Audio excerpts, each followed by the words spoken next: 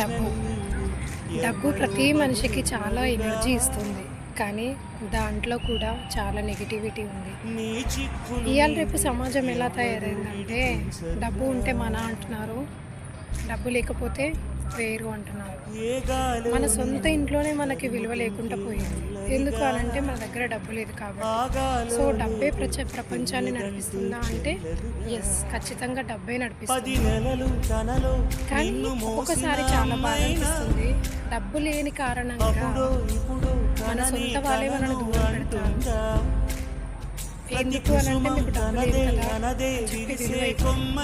So అంతే, సమాజం అలా తయారైంది కాబట్టి మనం ఏం చేయలేము. బట్ ఏంటంటే ప్రతిదీ ఎక్కువగా ఆలోచించకు, ఏదనేది అది నీకు నచ్చిందని చేసుకుంటూ వెళ్తా. సమాజం అలాగే ఉంది. డబ్బు వెనుక దేవుడు మనుషులు సృష్టించాడు.